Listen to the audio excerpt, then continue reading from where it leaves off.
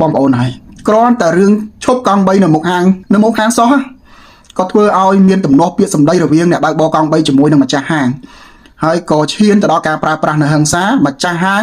លោតហក់ទៅធាក់អ្នកបើកបរកង់3បណ្ដាយគាត់នឹងដួលផ្ងាក្រោយបោកក្បាលទៅនឹងខ្នល់រហូតឈានទៅដល់រងរបួសធ្ងន់បានបញ្ជូនទៅកាន់មន្ទីរពេទ្យហើយនៅពេលទៅដល់មន្ទីរពេទ្យអត់ទទួលព្យាបាលការទេព្រោះរងរបួសធ្ងន់ធ្ងរពេកអញ្ចឹងសាច់ញាតិហ្នឹងក៏បញ្ជូនមកផ្ទះវិញក៏ដាច់ខ្យល់ស្លាប់នៅផ្ទះជួលតែម្ដង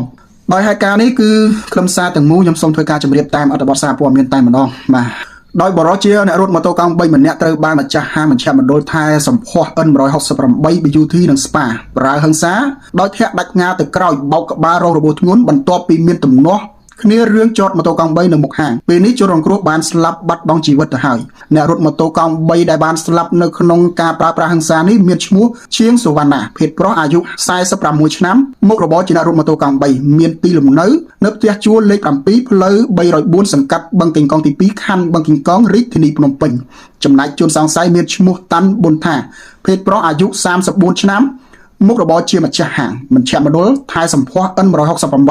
BUT និង Spa មានទីលំនៅផ្ទះជួលលេខ75 0ផ្លូវលេខ310ក្រុមទី17ភូមិទី2សង្កាត់បឹងកេងកងទី2ខណ្ឌបឹងកេងកងរាជធានីភ្នំពេញតាមការបញ្ជាក់ពីនគរបាលជំនាញបានឲ្យដឹងថាអំពើហិង្សាមានស្ថានទម្ងន់ទោសនេះគឺបណ្ដាលឲ្យជនរងគ្រោះមរណភាពបានកើតឡើងនៅវេលាម៉ោង 20:56 នាទីយប់ថ្ងៃទី24ខែមិថុនាឆ្នាំ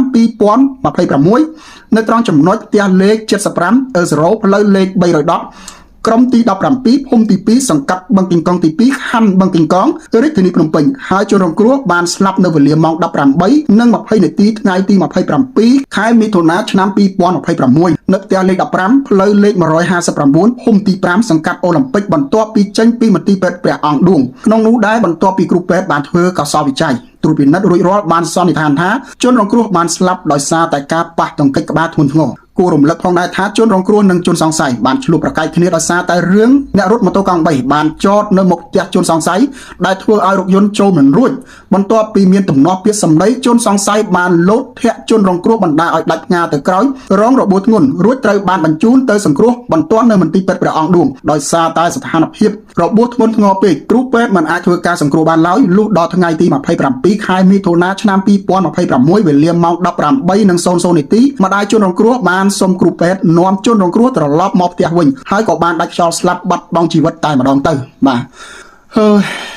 គ្រាន់តែរឿងប៉ុណ្្នឹងសោះរឿងចតកង់3សោះបាំងមុខហាងសោះដោះស្រាយគ្នាអត់រួចរហូតទាស់ទែងប្រើប្រាស់ហិង្សាឈានទៅដល់ការជ្រុលដៃជ្រុលជើងបណ្ដាលឲ្យមានមនុស្សបាត់បង់ជីវិតបងប្អូនគិតពិចារណាមើលទៅ